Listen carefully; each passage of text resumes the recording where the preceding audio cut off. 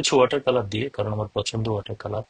তো হঠাৎ মনে হলো যে একটা ইজি বিষয় দিয়ে নতুন করে শুরু করা যেতে পারে, সেইটার অংশ হিসাবে অ্যাপেল পেইন্টিং করছি আজকে।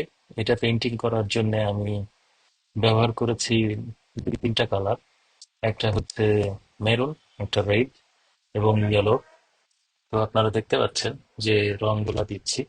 প্রথমে পেন্সিল দিয়ে একটি স্কেচ করে নিয়েছি, এরপরে আস্তে আস্তে এর উপরে মেরুন রং দিলাম, এরপর অ্যাপেল দিলাম, এবং যেদিক থেকে লাইট আসছে অর্থাৎ বাম দিক থেকে ওখানে একটা অংশ সাদা আছে। আবার অ্যাপেলের উপরের অংশ দিয়ে ডান পাশেও কিছুটা লাইটের অংশ দেখা যাচ্ছে।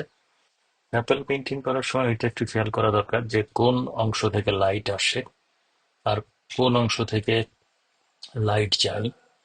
রেড দিলাম, তারপর একটা পাশ যেদিকে আলো নাই ওই দিকটাতে মেরুন, এরপরে বাম পাশটাতে খেয়াল করেন আস্তে আস্তে এটা হালকা হয়েছে কারণ এদিক থেকে আলো আসছে, সে কারণে আলোর দিকটা কিছুটা হালকা।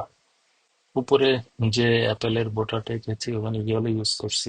এছাড়া ডান পাশে যে দিক থেকে আলো আসছে ওই দিকটাতেও কিছুটা ইয়েলো আসছে। খেয়াল করতে হবে কোন দিক থেকে আলো আসে।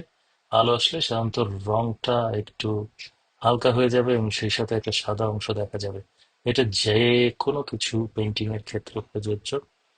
তো অ্যাপেলটা কেমন হলো জানাবেন, এবং চ্যানেলটা সাবস্ক্রাইব করবেন, শেয়ার করবেন, লাইক করবেন, এই প্রত্যাশা।